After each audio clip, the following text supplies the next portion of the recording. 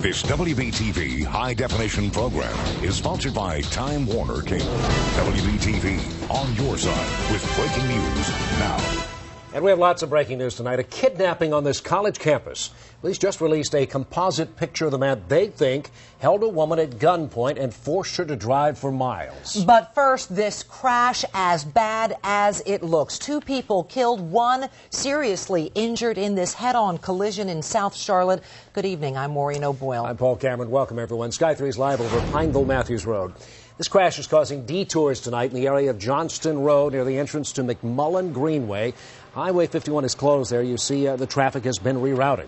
Now, here's some video Sky 3 shot earlier. A gold and white sedan appeared to have hit head-on. You can see the front of both cars are just practically sheared off.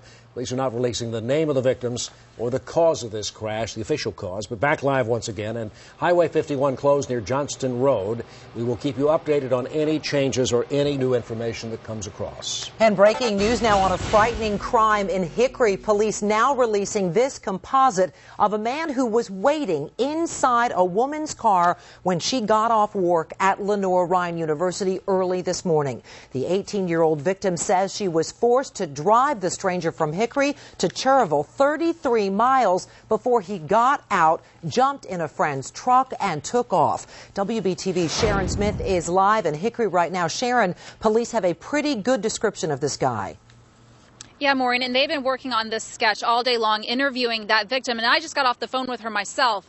And listen, she did not go out to her car by herself last night. She went with someone, but she had no idea that this guy was in the back waiting.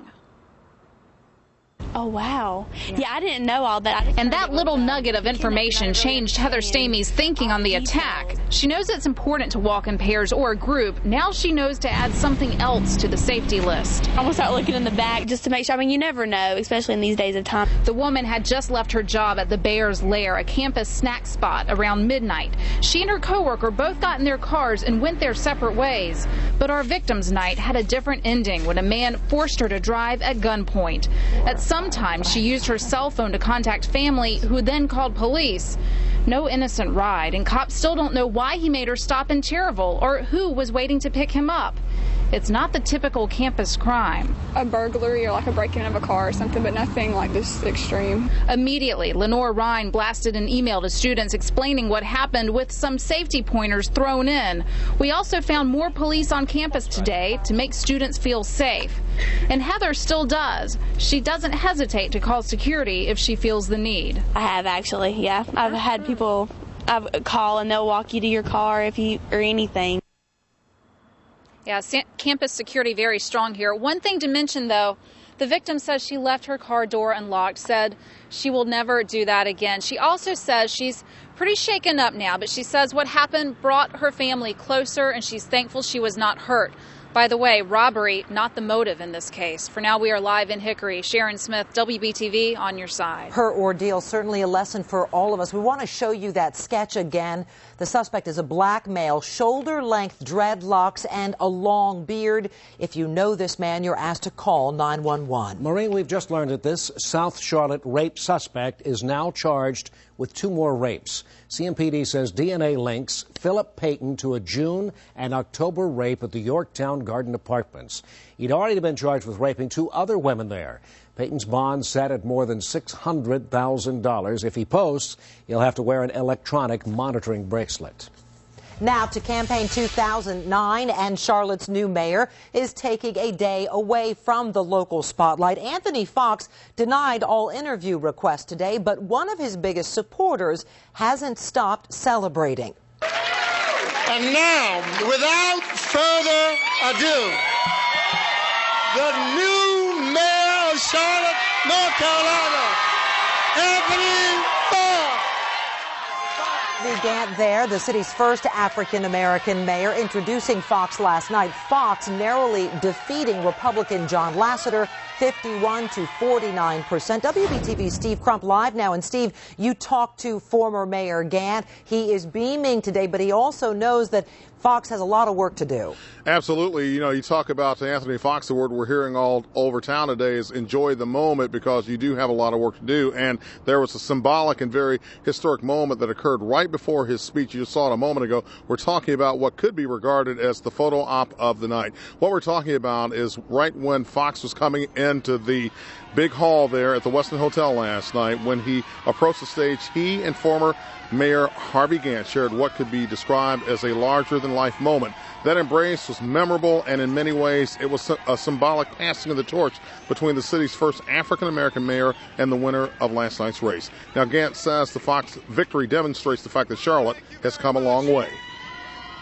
Anthony and that generation of young people are now taking over and stepping up like they should, like we did some 25 years or more ago. And to see that happen is very special. Yeah, it was 26 years ago, back in 1983, when Harvey Gantt became Charlotte's first African-American mayor. And you talk about the fact that he and Fox have had a relationship since the time that Anthony Fox was a little boy over in 4th Ward. Harvey Gantt today basically told me that he is very much a proud papa. Live from West Charlotte, Steve Crump, WBTV, on your side. Certainly like a dad to him. Thank you, Steve Crump. John Lasseter taking his loss in stride.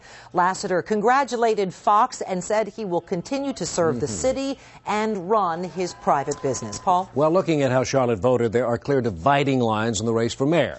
Here's a map of the city. Center City to North Charlotte, well, blue, wrapped all the way around, almost all for Anthony Fox.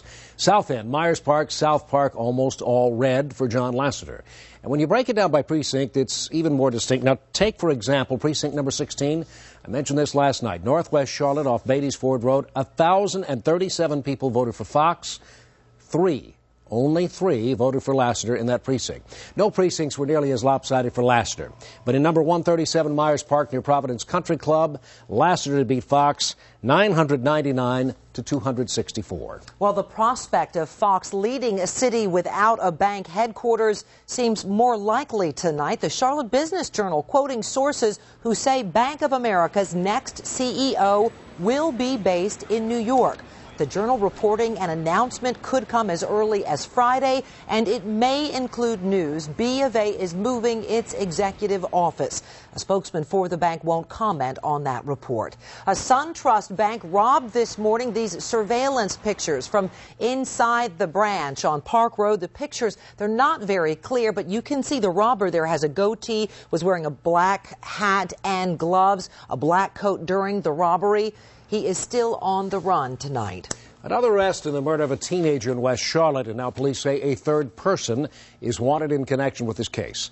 They've already charged Robert Knotts and Damien Fair with killing James Hardrick Jr. early Sunday morning.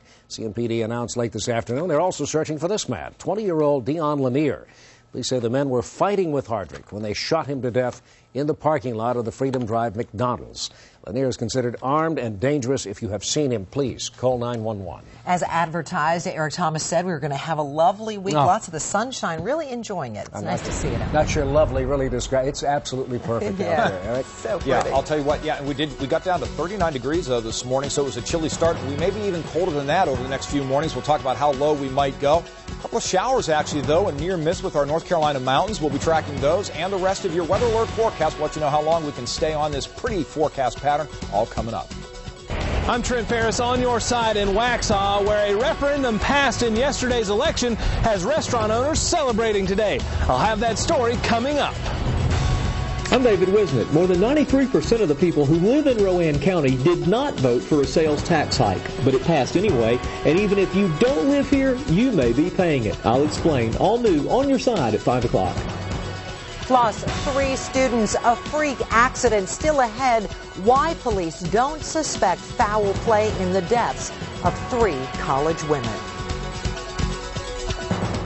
At Town and Care Forward.